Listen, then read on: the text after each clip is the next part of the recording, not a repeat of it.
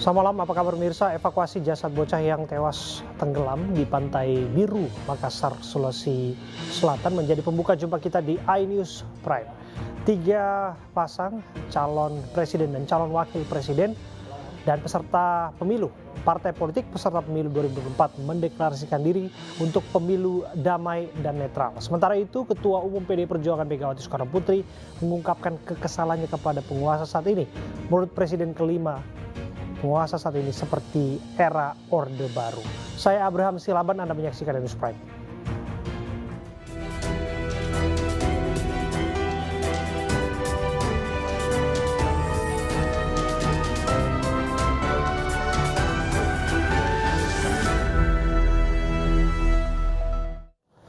Ratusan warga berunjuk rasa menuntut ganti rugi lahan yang digunakan untuk landasan pacu Bandara Soekarno-Hatta, Tangerang, Banten. Menurut warga, mereka dijanjikan sejak 5 tahun lalu, namun belum dibayar.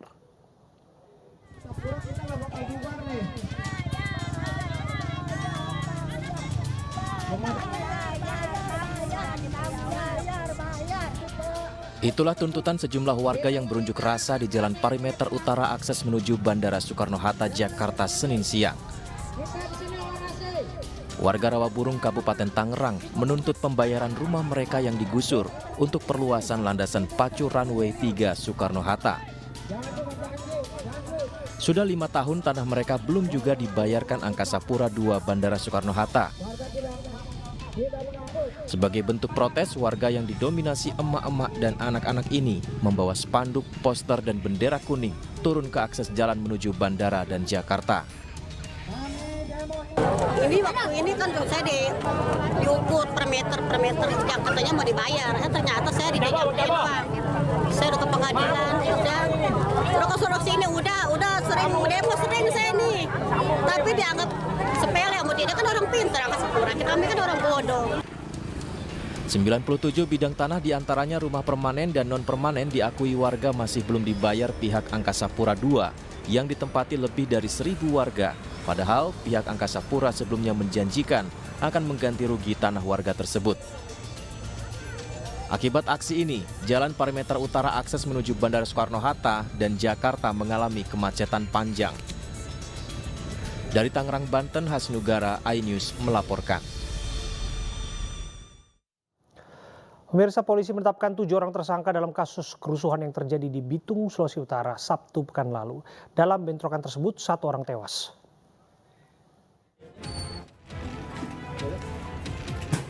Polres Bitung dan Polda Sulut berhasil mengungkap para terduga pelaku bentrokan antar ormas yang terjadi di kota Bitung Sabtu sore lalu. Kapolda Sulut didampingi Kapolres Bitung, Direskrimum dan Kabid Humas Polda Sulut beserta Forkopimda Bitung menggelar konferensi pers di Polres Bitung Minggu malam. 7 terduga pelaku berhasil ditangkap, diantaranya pria berinisial RP dan HP yang diduga melakukan penganiayaan di TKP Sari Kelapa, Kelurahan Bitung Timur. 5 terduga pelaku lainnya di TKP Jalan Sudirman, pria inisial GK, FL, BI, MP, dan RA.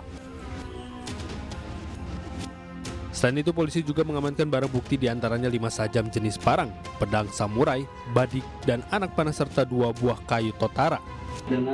Kapolda mengatakan kondisi kota Bitung saat ini sudah mulai kondusif dan menghimbau masyarakat tidak terprovokasi dengan orang-orang yang ingin mengacaukan kota Bitung. Kami tentu sangat berterima kasih yang pertama kepada seluruh masyarakat di Kota Madya Bitung ya, yang telah bersama-sama ikut menjaga, berpartisipasi ya, untuk bisa mendukung pelaksanaan tugas baik dari TNI, Polri maupun pemerintah Kota Madya Bitung ya, untuk menjaga situasi ini. Tidak hanya masyarakat, termasuk juga para tokoh ya, tokoh adat, tokoh agama, dan tokoh masyarakat. Dibuktikan bahwa kemarin malam sudah dilakukan pertemuan dan sudah ada komitmen, ada kesepakatan untuk tidak memperpanjang masalah ini dan kemudian mempercayakan proses penyelesaiannya dilakukan secara prosedur hukum. Sebelumnya bentrokan terjadi antar 2 ormas di pusat kota Bitung, Sulawesi Utara, Sabtu sore kemarin. Bentrokan diduga terjadi karena adanya kesalahpahaman antara 2 kubu ormas saat saling melintas. Akibat peristiwa ini, 2 warga dikabarkan mengalami luka-luka sementara 1 warga lainnya meninggal dunia. Dari Bitung, Sulawesi Utara, Francis Darungo, iNews melaporkan. Pemirsa, oknum Pas Pampres dan 2 oknum TNI Angkatan Darat dituntut hukuman mati serta dipecat dari Kesatuan TNI oleh Auditor Militer Jakarta. Perbuatan para pelaku dinilai sadis saat membunuh pemuda Aceh bernama Imam Maskur Agustus silam.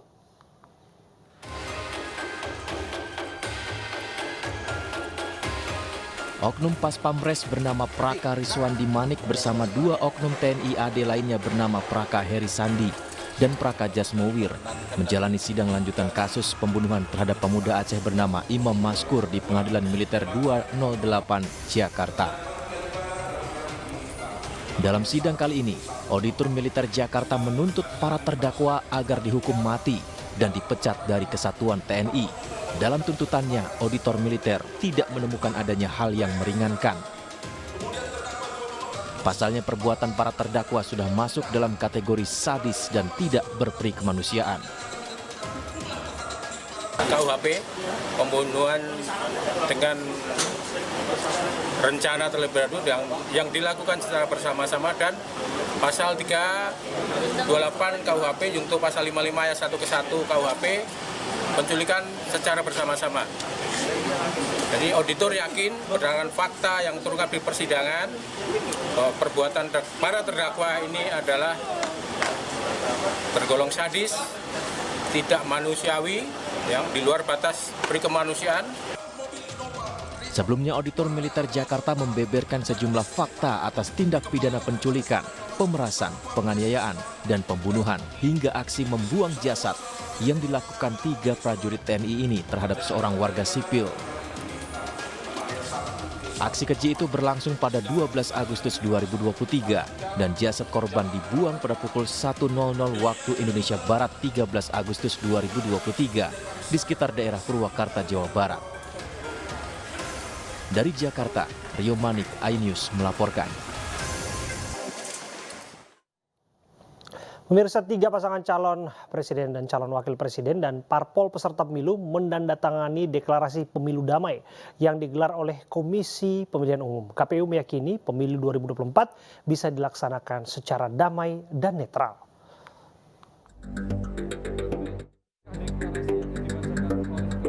Komisi Pemilihan Umum Republik Indonesia resmi membuka deklarasi kampanye pemilu damai 2024. Deklarasi pemilu dibacakan oleh Ketua KPU RI Hasyim Asy'ari dan diikuti oleh 3 pasangan calon di Pilpres 2024. Usai pembacaan deklarasi kemudian dilanjutkan dengan penandatanganan dokumen deklarasi.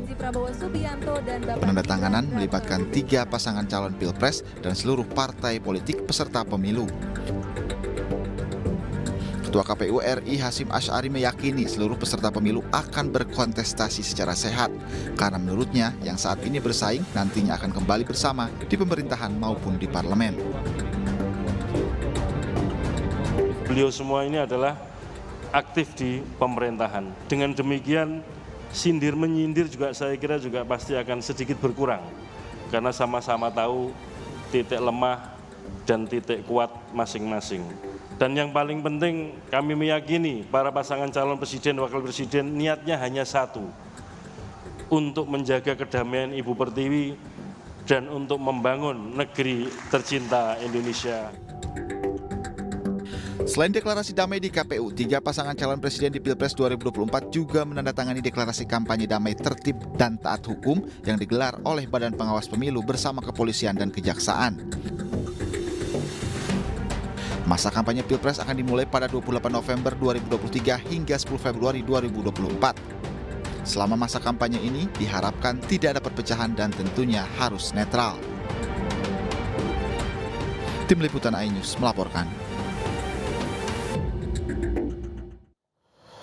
Pemirsa, untuk membahas lebih dalam mengenai pemilu damai 2024 yang tadi sudah dideklarasikan, harapannya ini berjalan damai dan netral, kita akan bergabung bersama dengan Yusuf Lakaseng, Ketua DPP Partai Perindo, dan Kakak Suminta, Sekjen Komite Independen Pemantau Pemilu KIPP.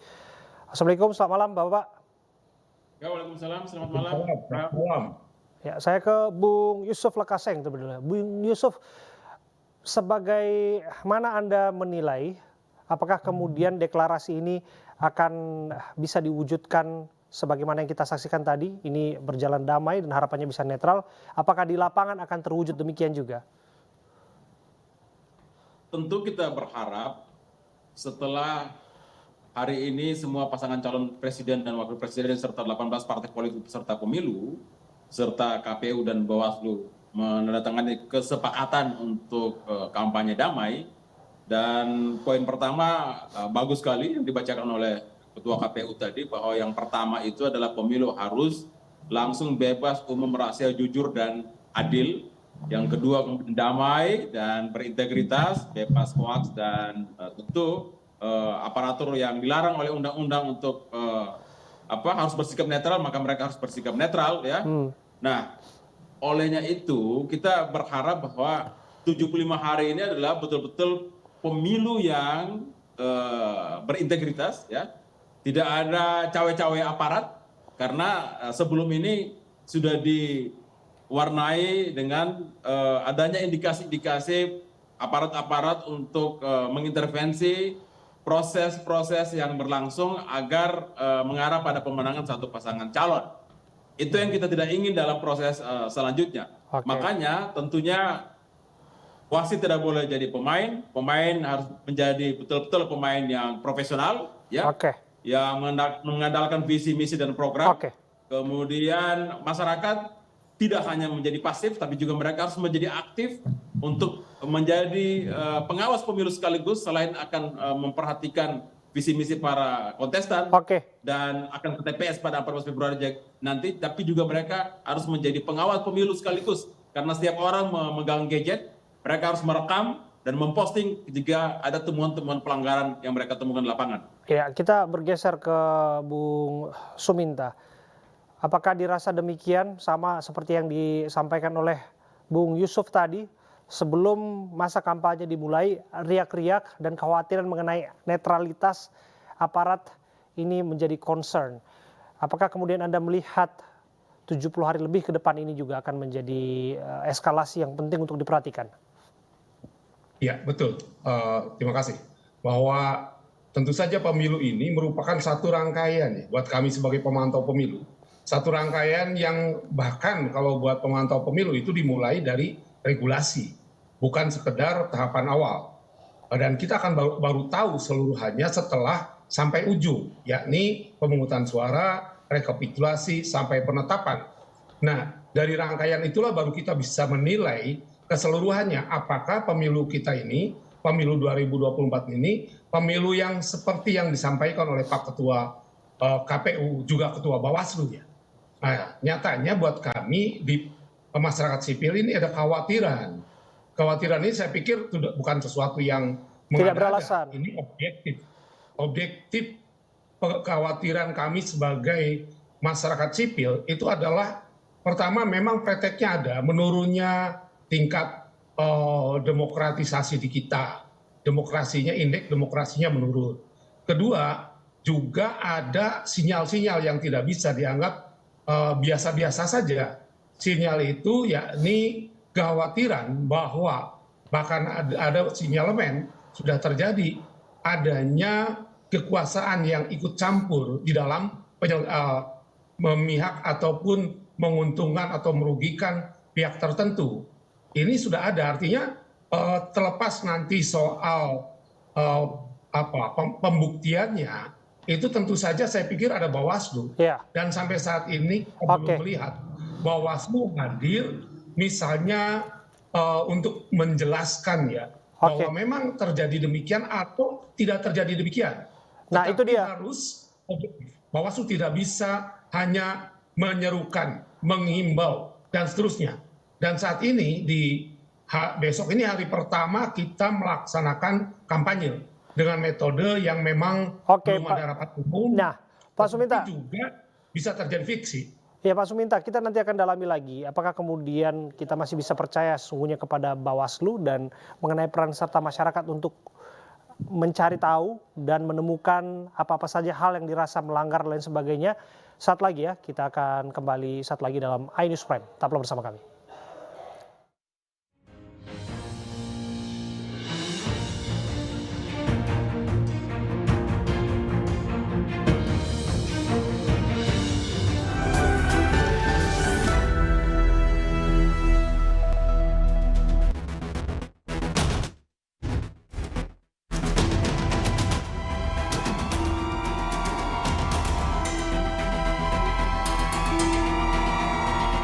Bawaslu hari ini memanggil Asosiasi Pemerintah Desa Seluruh Indonesia atau APDESI untuk dimintai keterangan terkait dugaan pelanggaran pemilu yang berkaitan dengan netralitas kepala desa di acara Desa Bersatu yang digelar pada 19 November lalu di Gelora Bung Karno. Pelaporan dilakukan sebelumnya oleh Aliansi Masyarakat Pemilu Jurdil. AMPPJ melaporkan ketua hingga sekretaris panitia acara serta Gibran yang juga hadir dalam acara tersebut. Acara silaturahmi nasional perangkat desa yang dihadiri oleh Prabowo Gibran berbuntut panjang. Tim pemenangan nasional Ganjar Mahfud mencium aroma pelanggaran pada acara tersebut. Banyaknya bukti yang diduga acara tersebut mengarahkan dukungan terhadap capres. Selain video amatir yang banyak beredar di media sosial, tanda pengenal peserta juga bertuliskan Desa Bersatu Deklarasi Nasional mendukung Prabowo Gibran. Padahal perangkat desa seharusnya bersikap netral dalam Pilpres, karena perangkat desa lazim direkrut sebagai panitia penyelenggara pemilu di TPS. Bahkan aturan netralitas aparatur sipil negara sudah jelas tercantum dalam Undang-Undang Nomor 6 Tahun 2014. Tim Liputan iNews melaporkan. Kita lanjutkan kembali dialog mengenai Bawaslu periksa APDESI atas dugaan tidak netral dalam dugaan mendukung salah satu pasangan capres-cawapres. Bagaimana tanggapan Anda, Bung Yusuf? Ya, pemilu ini sesungguhnya semenjak peristiwa MK, rentetan terus berjalan sampai pada mobilisasi kepala desa mendukung pasangan Gibran dan Prabowo itu, walaupun mereka bantah. Saya sudah menyimpulkan, Abraham, bahwa pemilu 2024 ini adalah pemilu terburuk di zaman reformasi. Sebentar, sebentar tunggu dulu, Bung Yusuf, bagaimana Anda menilai ya? Karena pada prakteknya kan pemilu belum dimulai dan Anda langsung menilai ini pemilu terburuk dalam sejarah demokrasi. Ya, karena dari proses kontestasi saja sudah melakukan pelanggaran. Kontestasi kan belum dimulai, Bung Yusuf. Kontestasi kan belum dimulai. Ya. Kontestasinya kan belum dimulai. Ada intervensi politik, ada banyak nilai yang ini, ada etik yang dilanggar, ada moral yang diabaikan, dan yang melakukan itu adalah mereka yang sedang memegang otoritas kekuasaan saat ini, yang memaksakan sedang membangun dinasti politik dengan cara kolusi dan nepotisme. Jadi satu pasangan yang dipaksakan masuk lewat rekayasa hukum itu adalah pasangan yang dipastikan untuk dimenangkan, karena jika tidak akan mengandung resiko politik terhadap mereka. Nah, karena hal itulah maka saya berkesimpulan bahwa pemilu yang jujur, adil, bebas, umum, rahasia itu hanya tinggal mitos dan ilusi belaka. Ya, kita seperti dipaksa untuk menyelenggarakan pemilu yang sudah dicurangi sejak awal, Abraham. Saya bergeser ke Sekjen KIPP, Bung Suminta. Apakah Anda sepakat bahwa pemilu ini disebutkan Bung Yusuf Lakaseng pemilu terburuk dalam sepanjang demokrasi? Karena pada prakteknya kita belum masuk di TPS, belum masa pencoblosan, sudah dinilai demikian. Ya, Bung Abraham, saya pikir ada beberapa poin yang Pak Yusuf sampaikan itu memang faktual ya. Nah, apakah kemudian kesimpulannya kita menyebutkan bahwa terburuk, dan terburuk seperti apa? Mungkin saya melihatnya memang ada penurunan ya kualitas demokrasi. Ini preteks, saya sering menyebut prolognya ini memang tidak memberikan harapan untuk terbangunnya demokrasi. Saya ingin bergeser ke arah bukan sekedar melihat dan menilai, karena kalau dari penglihatan dan penilaian itu bukan hanya kita, media-media kita, kemudian juga media asing menyatakan demikian. Misalnya soal runtuhnya MK disebutnya itu kan, itu merupakan sesuatu yang mengagetkan buat dunia internasional, khususnya media asing. Nah, saya ingin bergeser ke arah kira-kira, karena tadi Bang Abraham menyampaikan ini kan belum mulai. Saya pikir sebenarnya dimulai sudah sejak tahapan awal, bahkan sejak regulasi, bahkan sejak sebelum tahapan, yakni ketika pemerintah mempersiapkan, misalnya apakah penyelenggara pemilu yang dipilih oleh pemerintah dan DPR itu juga bisa menjaga dirinya untuk tetap independen. Ini sebenarnya kuncinya di situ. Misalnya saat ini ketika Bawaslu memeriksa APDESI, apa yang akan dihasilkan dari pemeriksaan ini akan menentukan apakah rakyat akan percaya pada hasil pemeriksaan itu dan kemudian mengatakan oke, mari kita datang ke TPS untuk menentukan pilihan kita. Tunggu dulu, Bung Suminta, apa ekspektasi Anda output dari pemeriksaan yang dilakukan Bawaslu untuk mengembalikan kepercayaan publik sebetulnya terkait dengan kasus abdesi? Ya minimal misalnya apakah Bawaslu, saya pikir harusnya mempunyai video sepanjang prosesi yang terjadi di GBK itu. Kalau dari video jelas sekali. Iya, maksud saya outputnya apa? Bawaslu harus melakukan apa? Karena Anda menyebutkan tadi kepercayaan publik dan lain sebagainya. Menurut Anda Bawaslu harus mengambil sikap apa supaya bisa mengembalikan kepercayaan publik? Dari fakta data yang ada, Bawaslu harus menemukan sesuatu yang kemudian ada penilaian. Sehingga ini akan mengatakan adakah dugaan itu terbukti yang dilaporkan oleh sekelompok masyarakat. Dan tentu saja Bawaslu juga bukan hanya mendapat laporan, Bawaslu mempunyai kewenangan untuk mendapatkan temuan, yakni dari pihak Bawaslunya. Kemudian di cross check apakah benar abdesi dianggap telah melewati batas-batas, misalnya melanggar kenetralannya sebagai perangkat desa. Nah ini harus Bawaslu bisa secara faktual ya, saya tidak mendahului, tetapi itu akan memberikan dua hal. Pertama, efek jera kepada siapapun, termasuk bukan hanya abdesi ya, seluruh aparatur negara, TNI, Polri, itu harus netral pada saat pemilu saat ini. Apalagi pada saat kampanye nanti. Ini akan memberikan tambahan ya, amunisi ketidakpercayaan. Tapi kita tunggulah putusan Bawaslu. Seluruh rakyat Indonesia sekarang matanya tertuju Bung Suminta. Tamrin untuk mengetahui apa yang akan diputuskan, apa yang akan diperiksa dan diputuskan oleh Bawaslu. Begitu Bang Abraham. Oh ya, sebelum saya kembali ke Bung Yusuf Lakaseng mengenai media sosial yang diramaikan dengan berbagai video ini kaitannya dengan netralitas aparatur sipil negara di tahun politik. Mereka mendukung agar ASN netral dalam pemilu 2024. Ya.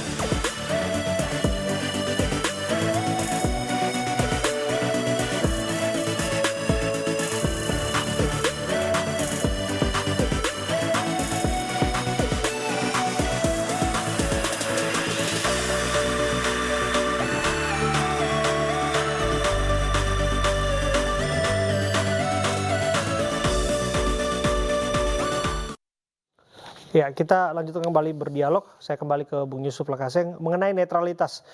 Ini juga menjadi menarik Bung Yusuf Lakaseng karena pada prakteknya kan semua orang punya hak untuk memilih dan merdeka untuk memilih. Karena bagaimanapun itu diatur oleh konstitusi. Menurut Anda selaku ASN yang mereka juga punya hak pilih, bagaimana mengelola hak pilih mereka sampai pada akhirnya supaya tidak terjerumus dalam isu netralitas dan lain sebagainya? Regulasi untuk mengatur ASN agar netral saya kira sih sudah lebih dari cukup ya. Ada undang-undang, kemudian terakhir ada kesepakatan bersama beberapa lembaga ya soal netralitas ASN, termasuk mereka pun dalam berpose dilarang gitu dalam menunjukkan jari-jari tertentu yang menunjukkan keberpihakan pada kontestan pemilu. Saya sih tidak khawatirnya soal ASN kan. Yang kita khawatirkan itu adalah ada tangan-tangan kekuasaan bermain secara tertutup yang memanfaatkan aparat negara yang lain. Karena masih ada aparat negara yang lain yang mengatur soal keamanan misalnya. Kemudian banyak pejabat kepala daerah yang ditunjuk oleh presiden jumlahnya ratusan gitu ya. Kemudian ada program-program bansos yang itu bisa kita curigai sebagai cara terselubung untuk memenangkan satu pasangan calon. Karena tidak bisa dipungkiri, salah satu kandidat ini atau calon wakil presiden adalah anaknya presiden. Tidak akan bisa kita menutupi kecurigaan kita terhadap berbagai macam program-program pemerintah yang dimunculkan saat kontestasi pilpres ini ya, Abraham. Iya, saya pikir skeptis itu sah-sah saja dilakukan karena bagaimanapun kita hidup di era demokrasi dan itu menjadi penting juga dilakukan dalam menjaga pemilu yang jujur dan adil. Demikian ya Bapak-Bapak ya. Yep. Iya. Ya. Baik, terima kasih atas waktu Anda berdua sudah hadir berbincang bersama dengan kami, Bung Yusuf Lakaseng. Terima kasih juga untuk Anda, Bung Suminta, yang sudah hadir bersama kami dalam iNews Prime. Pemirsa, di acara Rakornas Relawan Ganjar Mahfud, Ketua Umum PDI Perjuangan, Megawati Soekarno Putri mengaku jengkel kepada sikap penguasa saat ini. Menurut Megawati, sikap penguasa saat ini mirip dengan penguasa di era Orde Baru. Minta kalian nurut sama saya, jangan takut, terus maju tempur, tapi tidak ada kekerasan, taat perintah. Kita ada negara merdeka berdaulat, punya ketatanegaraan, ketata pemerintahan. Jadi setiap orang yang tadi saya sebut, yang disebut orang pemerintah, semuanya harus taat pada perundang-undangan di Republik Indonesia ini. Enak aja undang-undang aja, emangnya punya siapa? Ibu udah gemes benar. Udah pokoknya kita jalan terus kampanye. Kita lihat kalau ada yang dicurangi, kalau tidak boleh namanya lapangannya, kalau itu namanya kultur Orde Baru yang Ibu alami pada waktu. Sementara itu Megawati juga sempat mengungkit kasus terkait jubir TPN Aiman Wicaksono yang dilaporkan ke Polda Metro Jaya oleh 6 pihak. Aiman dilaporkan terkait pernyataan dugaan ketidaknetralan aparat. Salah satunya pemasangan CCTV di KPU daerah yang terkoneksi dengan sejumlah Polres. Kita kan rakyat Indonesia, ya biarin aja, dia juga rakyat Indonesia. Polisi juga rakyat Indonesia. Yang namanya tentara rakyat Indonesia. Nah, tulis tuh wartawan banyak-banyak dah. Terus aparat juga orang Indonesia. Orang mereka yang gaji siapa? Rakyat Indonesia. Benar apa enggak? Ya insaf, makanya nggak usah takut. Ngapain baru? Saya kan dengar terus. Saya kayaknya kan kok Bu Mega nggak kelihatan, ya kemana dia gitu kan. Padahal saya selalu tahu kan, wah ini kok di sana digituin, di sini digituin, di situ ini Pak itu, nih saya lihat tuh, siapa namanya? Aiman.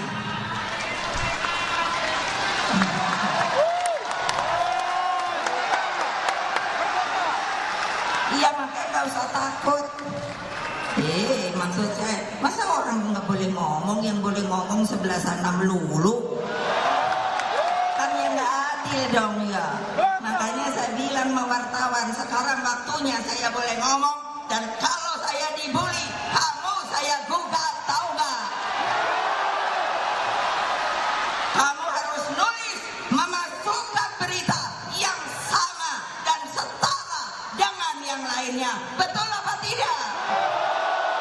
Enak aja. Untung ada Pak Haritanu mau gabung ke kita.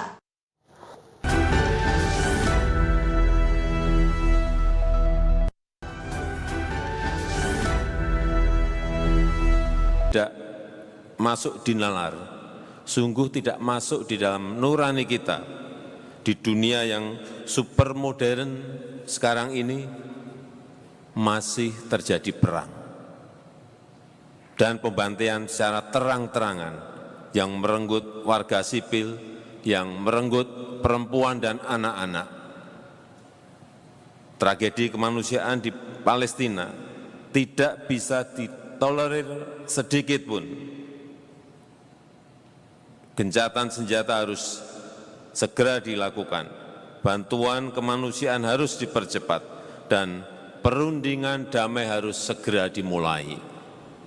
Indonesia meyakini bahwa kemerdekaan adalah hak segala bangsa, dan hal tersebut tegas dinyatakan dalam Konstitusi Indonesia.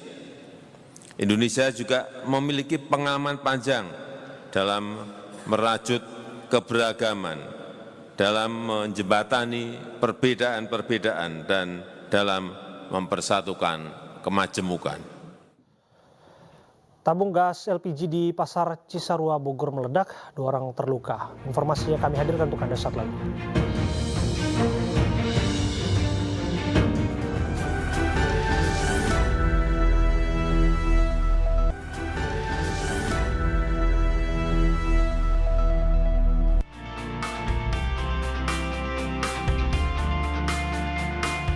SPG Showroom mobil yang menjadi korban kekerasan seksual didampingi RPA Perindo mendatangi kantor Kejaksaan Negeri Kota Bekasi. Kehadiran korban dan RPA Perindo untuk mengajukan nilai restitusi kepada kedua pelaku perampokan dan pemerkosaan. Kedua terdakwa yakni Riza 30 tahun dan Jeremia 30 tahun juga diharapkan mendapatkan hukuman yang setimpal atas perbuatannya. Harapan kami kepada jaksa penuntut umum agar memberikan tuntutan kepada kedua terdakwa secara maksimal, kemudian juga memberikan restitusi dimasukkan di tuntutan tersebut dan dibebankan kepada kedua terdakwa. Sementara itu, DPP Relawan Perempuan dan Anak Perindo memberikan apresiasi kepada sejumlah pihak yang turut membantu menyelesaikan sengketa lahan sekolah di Batu Sangkar, Sumatera Barat. 800 siswa-siswi SD dan SMP di Batu Sangkar, Sumatera Barat kini dapat kembali mengikuti kegiatan belajar mengajar seperti semula. Anak-anak akhirnya satu solusi bahwa hari Senin anak-anak boleh bersekolah. Jadi bukan saja SMP, tetapi SD pun harus bersekolah. Karena ada undang-undang loh yang melindungi anak-anak itu harus bersekolah. Mereka harus mendapatkan pendidikan. Jadi harapan daripada RPA Perindo itu tersampaikan. RPA Perindo mengajak masyarakat agar tidak ragu untuk melaporkan kasus-kasus serupa agar mendapatkan pendampingan hukum secara gratis. Tim Liputan iNews melaporkan. Polisi menetapkan seorang Satpol PP sebagai tersangka dan telah ditahan terkait kecelakaan maut mobil dinas Satpol PP yang mengakibatkan 2 orang tewas. Peristiwa tersebut terjadi di Jalan Yosudarso, Tanjung Priuk, Jakarta.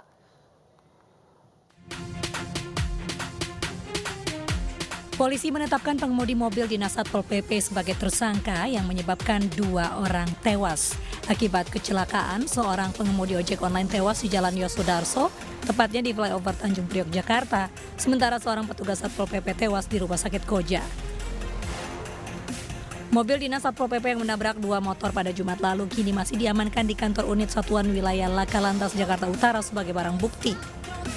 Jadi pengemudi ini semula berada di lajur kiri, kemudian mau menyalip pindah ke lajur kanan.